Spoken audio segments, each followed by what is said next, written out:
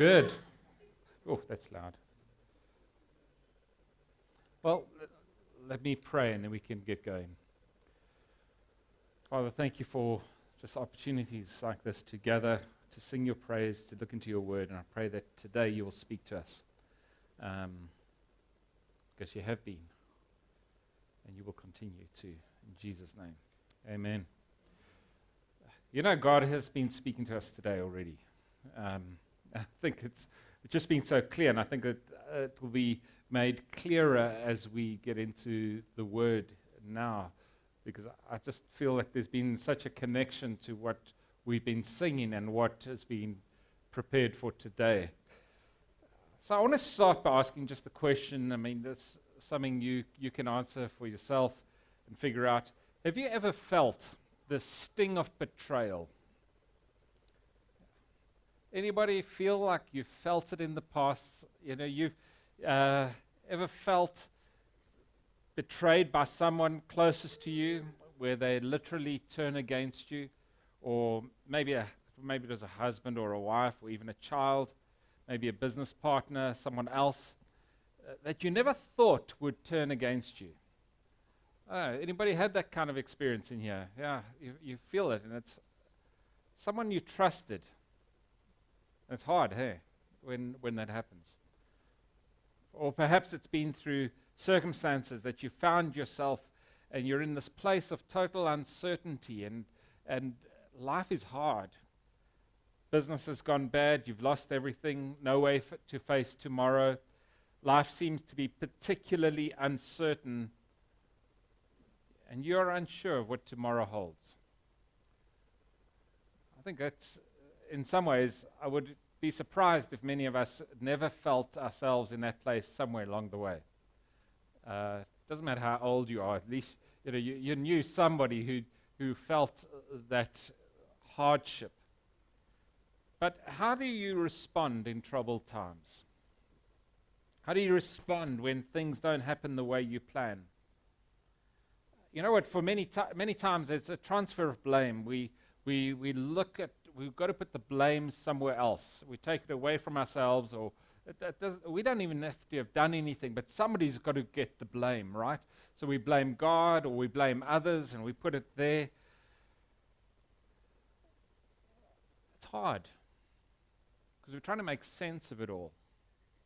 And today I want to take you into Psalm 3. And this is a psalm where these are the circumstances David is writing out of. He's writing out of this place where his favorite son, Absalom, has betrayed him. But it's not just simple like, once off. It took 4 years of planned betrayal where he over a 4-year period, he worked out his scheme to betray his father. Now David has to flee his home, and he's got others who are close friends who have been disloyal to him, and they've walked away from him, and they've gone with Absalom.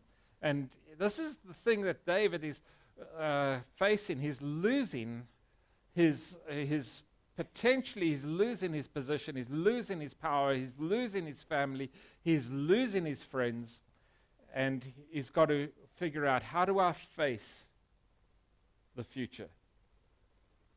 And we can read the story in 2 Samuel 15, and we see his distress. It tells us that he goes up the Mount of Olives barefoot. This is the king, remember? He goes up barefoot, his head covered, and he's weeping. And we find him and his people going up God's holy hill to meet with God, and there God answers him. It's a beautiful picture, but it's in very difficult times. And when he writes the psalm, he displays confidence in troubled times. And I want to really encourage you with this, because you can have confidence in the most difficult times that you face. This isn't written by a man for whom life is just dandy. You know, sometimes the people we hear from, I always find it funny, you know, in in a lot of circles, somebody does something that succeeds and they suddenly become an expert in the thing, and so they start telling everybody about how this is how you do it. It's like, give me 5 steps to live confidently in troubled times. And they will do this. And you listen and you go, man, this isn't written from a place of a guy who's through that. It's written by a guy who's in it. It's tough. It's real. But here's his thing. God is with him. And that's where his confidence lies. You can simplify this whole thing, living confidently in troubled times. Here's the steps to live confidently. No, number 1, God is with you. Number 2, God is with you. Number 3, God is with you. Number 4, God is with you. 4 steps to live confidently. And that's why he sleeps at night. That's why he gets up in the morning. That's why he keeps going forward. So let's read this. Psalm 3. Listen to what he says. Lord, how my foes increase. There are many who attack me. Many say about me, there is no help for him in God. But you, Lord, are a shield around me, my glory, and the one who lifts my head. I cry aloud to the Lord, and he answers me from his holy mountain. I lie down and sleep. Awake again because the Lord sustains me. I will not be afraid of thousands of people who have taken their stand against me on every side. Rise up, Lord, save me, my God. You strike all my enemies on the cheek. You break the teeth of the wicked. Salvation belongs to the Lord. May your blessing be on your people. I want you to see a few things here. When we're living confidently, it doesn't deny the reality. It embraces it. It's an obvious observation, but sometimes we think that denial of the situation is how we have confidence. So people try and do that. I'm going to carry on as if this doesn't exist. Like, let's pretend it just doesn't exist, and we will carry on. David never did that. The whole psalm is an expression of confidence in God in the middle of troubled times. Like he says here, how my foes increase. There are many who attack me. This is the reality of my life. And this is coming in like a few different ways. There's personally, there are many who attack me. It was very personal. You know what it's like. Because you've had it happen to you. But it was also spiritual, because they were saying there is no help for him in God. Man, when people start to talk like that and start to go, there's no help for you. God's not going to give you any help. God's not giving you attention. You can be sure of this, that that's the devil's voice trying to speak lies into your situation. He's wanting you to hear, no, God's going to look over you. You've obviously done something that's wrong. I don't know if you've read the book of Job. Man, I've been reading it again. This is where I am in my mornings. And I'm reading this thing, and I'm listening to his friends, and their friends are going, no, you must have done something really bad, because God wouldn't do this to you if you hadn't done something really bad.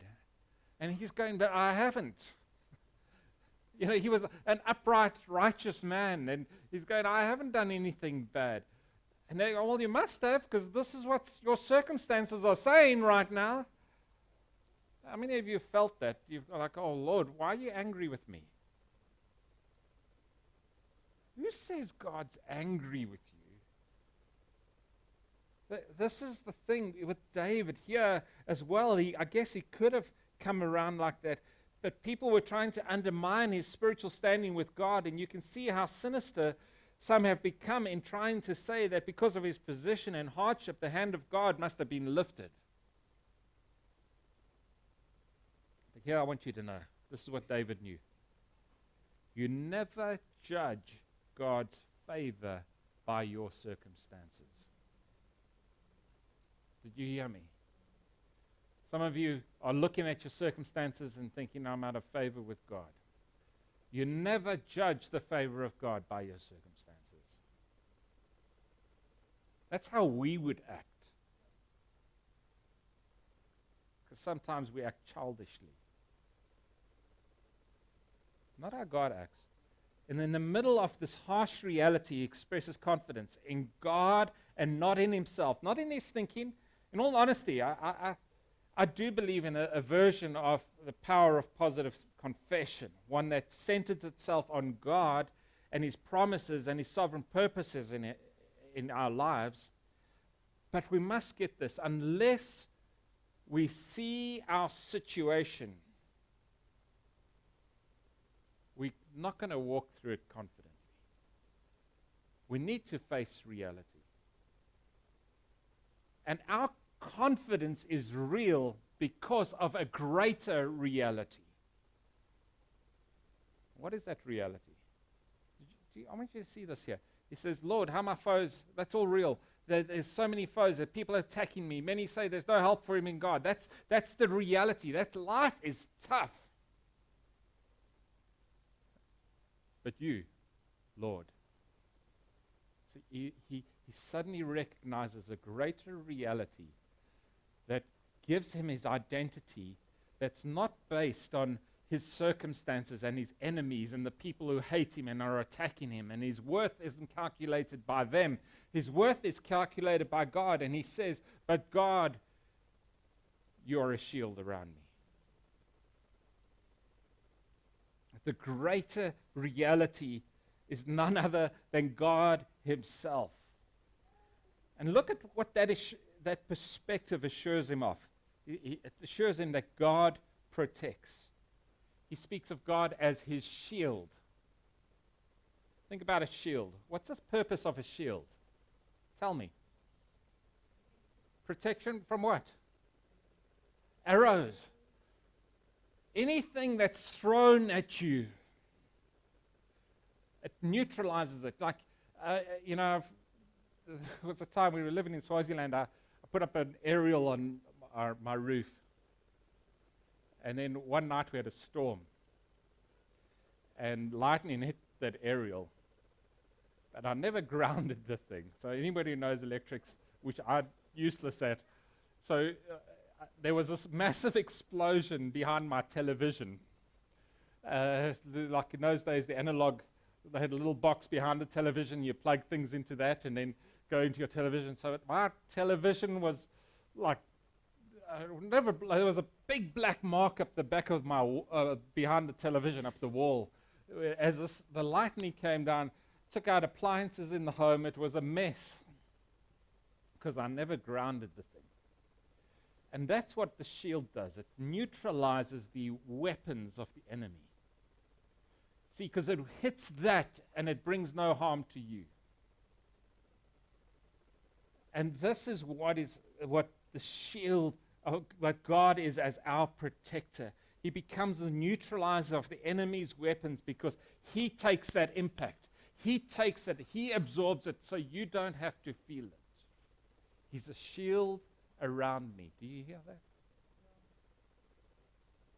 Satan throws stuff at us because he's the accuser of the brethren. This is why Christ is our shield, because those arrows come and Christ absorbs them, because our lives are hidden with Christ in God. We're covered by him. Those accusations can come. Satan at times, he brings up stuff from your past and he says, hey, I want you to remember what you were like, what you did. Don't forget how bad you were. As if that's going to give you your identity today. And Satan, see, that has been absorbed by Christ, who is our righteousness. He is our peace. The interesting thing is that he's confident of this fact. While he's on the run, This isn't while he's in the palace. This isn't while he's got the servants around him. He's on the run from his son. And he has this confidence. And it tells me that we have to think about what it means to say that God is my protector. It's surely not the absence of hard times, but his presence in them. It's the gospel truth that he has died for you. You are his. You are an heir, a child of the Father.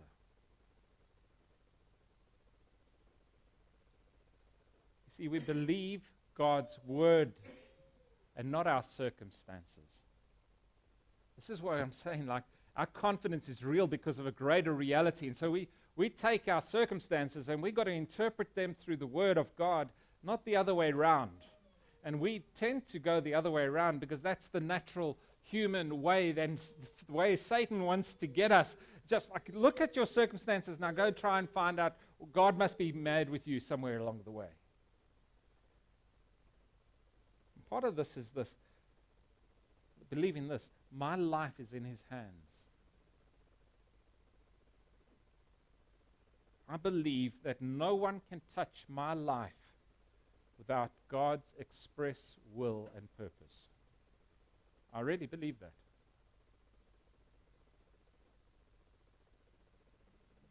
And that means that nothing can come against me that is not for my good and for his glory. Even hard times, sometimes they're for my good. Because they through that, man, that's where we learn, and that's where our faith is refined, and that's where we are purified and sanctified, and that fire, that purifying fire. But it comes from a heart of God that loves us. Anything that God allows, God will use. Do you believe that? I tell you what, he will use whatever he allows. God never wastes an experience. And he has a fourth reality here, that God protects what man can't kill. That's the soul. So Matthew 10:28 says, don't fear those who kill the body, but are not able to kill the soul. Rather fear him who is able to destroy both soul and body in hell. Man, we fear man so often because of what man can do to us and the pain he can inflict on us. That's why we're scared to evangelize even at times. Because we're worried, I'm going to lose favor, something's going to happen. But I want to tell you something, we're not meant to fear that. Because God protects what man can't kill. Man can't kill my soul. That's why I loved, some of the final statements of Tim Keller, where he just goes like, man, facing death, he died so well, and when he, just in those last words, just going, it only gets better now. It only gets better. So the first thing we see in this, our confidence is real because of a greater reality, is that David is confident this God protects. The second thing he's confident of is God sustains. I love what he says here. He says, but you, Lord, are a shield around me. Then he says, my glory. You are my glory, the one who lifts my head. God is his glory. It wasn't his kingship, but he was a king. It's so important because no matter how important we may think we are, we're actually nothing apart from him.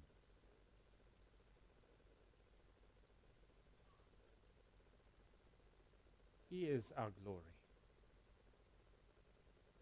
It's amazing how we've made the mistake in this world to put value on people based on their possessions. Just classic example this past week. A submarine implodes. And there's a billionaire on it. Have you noticed how much time was given to that? And people die elsewhere. And well, they're not as important. Not to diminish the value of those people who went down as people. They know him. Was it Pakistanis or that ship with Pakistanis on that boat? Yeah. No, the ship that sank. Boat. But how many people were on the board? So I only heard about that like somewhere in the news. Made no sense. Like, where's the value? God is His glory. That's where we find our security and identity. God is my glory. And God is the one, the lifter of my head. He helps me raise my head tomorrow, to look up and look out. He takes my mourning and turns it into dancing. He takes my sorrow and gives me gladness. Many of you are parents in this place. Have you ever just picked up your child's face, they're crying, and you just lift their face so that they can look at you? Because you know they need to do that right now.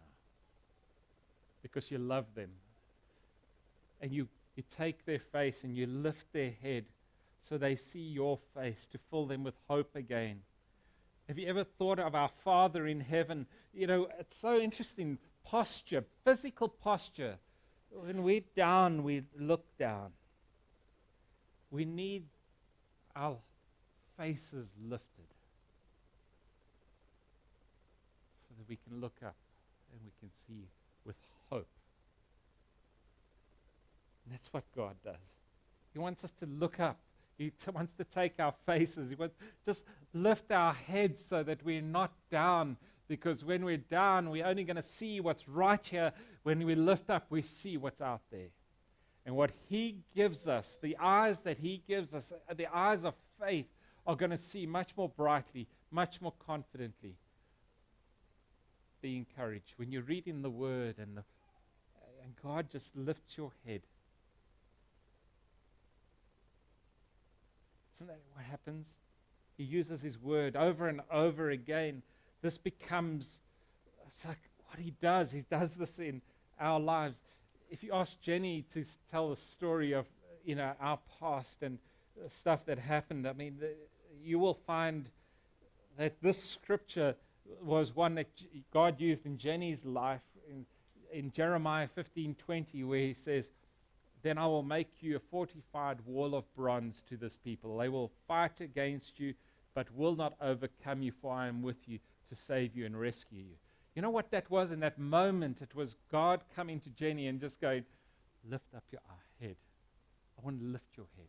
When has God done that with you? His Spirit then takes that word and applies it in our hearts. And then His people come, and when they come who are led by His Spirit to encourage with that word, I think that's already happened today. As we've been in a time of worship together, and I know that the songs that we were singing are so in line with this message today, that God was going, lift your head, my child. Look up. Look up.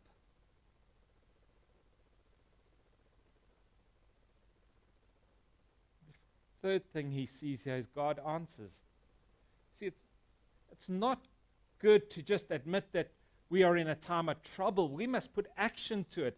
And so this is what we find with David. He cries aloud to the Lord.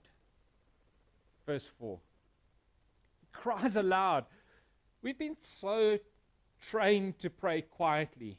But sometimes, we just can't. It's got to come out as a cry aloud. Lord, help! That's a good prayer, just so you know. You had to pray that last week, this past week. Help! When he did. We get very technical. We want to put a lot of theological words in it. Sometimes just help is all that you need, right? In 2018, we had been leading a church called the Journey Church, and we brought it to a close. It was an interesting time. At that point, I took my family for a holiday. I had no more income. It all ended. And it took 2 years before we got to anywhere close to a livable wage again. So it cost us. Sold our house. But we got away for our holiday. It was probably our last actually family holiday that we got. When we went across the country. We went from here down to Kimberley and then to Aliwal North and then to Hogsback and then to Jeffreys Bay to Cape Town. Oh, it was just great. A friend of us said, take their car, which was even better because, man, so much of this was on dirt roads and I didn't have to damage my own car. But one morning, sitting on the porch in the mountains in Hogsback, in actual fact, this was a photo I took off my phone yesterday because I get these memories. And I've just got it here. This is what I took.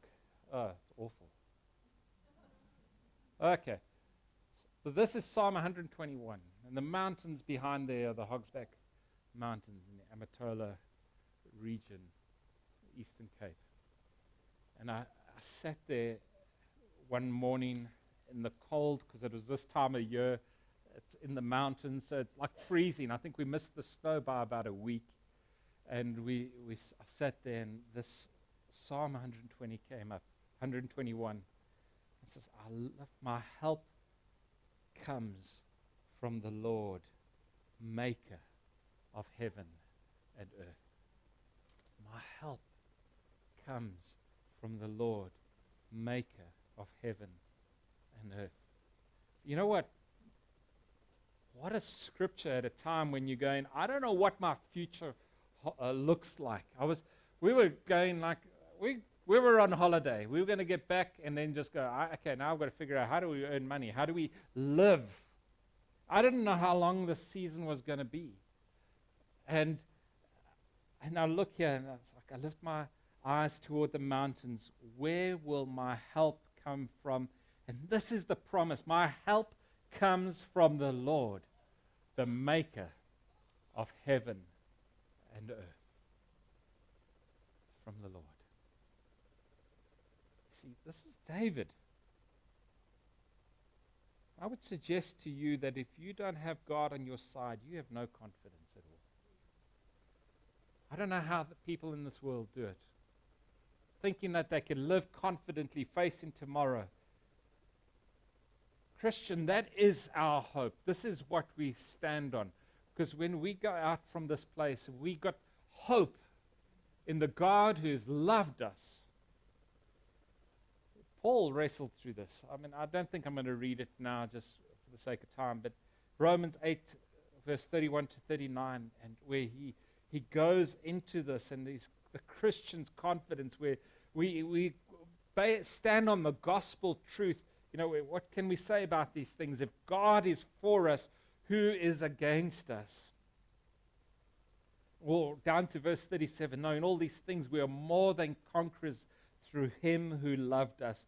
For I am persuaded that neither death nor life, nor angels, nor rulers, nor things present, nor things to come, nor powers, nor height, nor depth, nor any other created thing will be able to separate us from the love of God that is in Christ Jesus our Lord.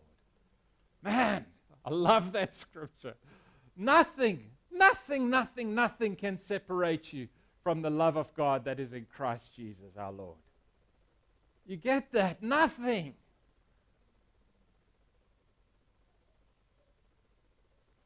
And you know, this reality is expressed practically in our lives. Our belief must always be on display. What is in us, in other words, what we truly believe is manifest in our response to what is going on in our lives. Sometimes I'm shocked when I look at my own response in my life. And I go, why am I worried? Why? I'm not believing this. You know, sometimes what I see in my life is just showing that I've shattered my belief in God and it's weak, or my idol is getting appeased and I need to change. I need to go and become a worshiper again. Because if I'm worrying, it means I've allowed something to dominate my life that shouldn't be dominating. Seen too many people work. Oh no, let me get back to that now. But 3 things in David's life that show you what he believes. Number 1, listen to this. He slept. Huh? Life is practical. He slept in the middle of his turmoil in his life, where there was no certainty. There was a possibility of being hunted down and killed. What does he do? He sleeps. What would you do?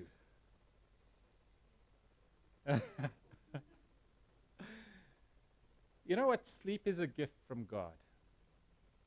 Psalm 127, verse 2. Check this out. It's from the New Living Translation. It is useless for you to work so hard from early morning until late at night, anxiously working for food to eat, for God gives rest to his loved ones.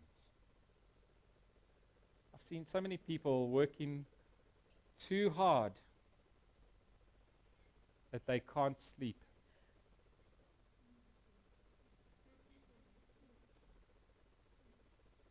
You've got to hear that.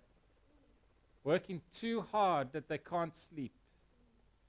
And when you can't sleep because of the worries of this world, you're declaring that God cannot be trusted. Ouch. It's true. When we sleep, we're declaring that God is in control. Tomorrow is another day, and I am not God. I did make sure I said, like, if you can't sleep, it's because of the worries of this world. So some of us are going to struggle to sleep, whatever. It might not be because of that. But if that's the cause of your sleeplessness, go back to God. The next thing he does is he woke up. He says, I awoke again, for the Lord sustained me. He kept me. Each day is a new day to experience God's grace. I don't know what tomorrow is going to look like for me, for you. But you woke up.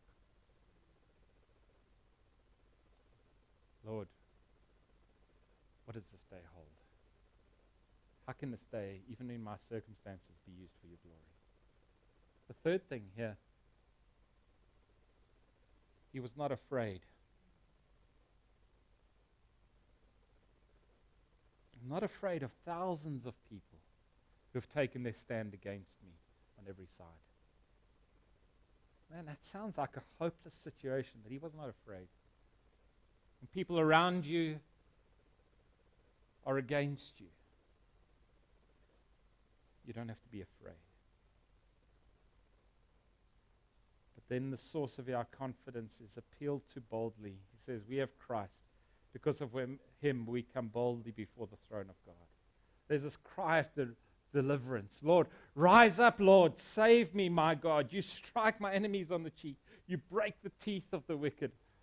It's like, God, it makes God sound like a cage fighter. Doesn't it? There's something of this, like, you could just, you strike my enemies on the cheek. You break their teeth. No one is too strong for God. And if your circumstances, it's not beyond God. And you see God's heart for his people, because the reality he faces is this: salvation belongs to the Lord. He's the deliverer. You know what? As we look at a psalm like this, we must note that God knows what we face. He gave us his son. His son was treated unfairly, abandoned, crucified for something he didn't do.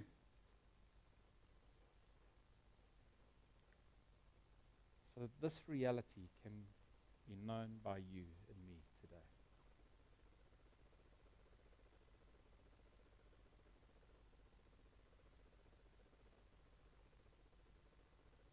You know, every one of us in this room, I bet you there's some area of this that we need to apply in our lives. I'm so confident of that. Because I know how weak we are, and I am. Because I'm preaching to myself right now. You don't know the times when I sit there anxious and I go like, oh, why, Lord? What, Lord? Why this and my and realizing that even my discontent is a sign of my not trusting God and believing God. And here I am, I'm preaching to you, and I'm reminding myself of the same truth with you today as we journey this together. It's like, man, we have God. And he's the one who's a shield around me. He's the glory and the lifter of my head. And he answers from his holy mountain. Thank you, Jesus. Isn't that amazing? We get to leave here in a moment. And as we walk out these doors and we go back to life and we face tomorrow, you know what? Probably, if you're facing some opposition or you've got some, people against you, or life is harsh and you've been like it's difficult, it's really a slog, probably you're going back to exactly the same physical situation. My prayer is that God would renew our minds, that we don't look at that and just see that struggle. We lift our eyes. He's the lifter of our heads, and we see him over it all, sovereignly reigning and ruling and working things out for his glory and for our good, because he is our God and he has got you. And man can only do so much. And he can't take what God keeps.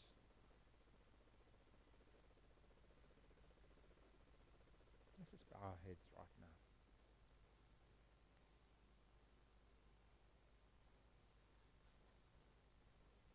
What has God been saying to you in this moment? What has he been reminding you of today? What has he been saying to you about himself? Maybe about your unbelief.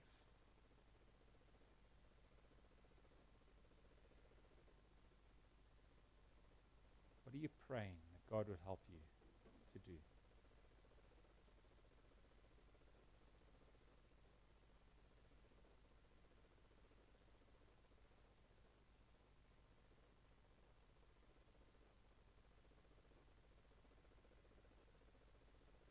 Pray, Lord, for every person in this room as we face life,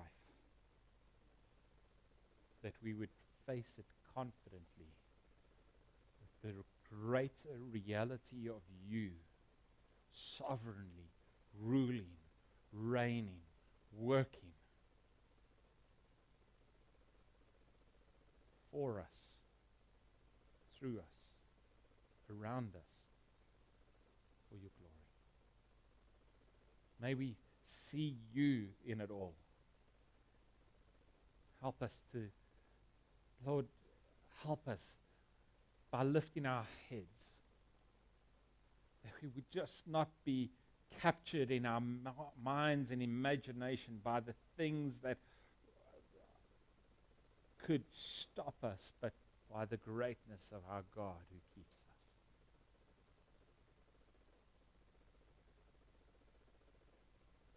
Lift our heads. Thank you for that you are our shield around us. Thank you that we don't have to believe the lies of the enemy.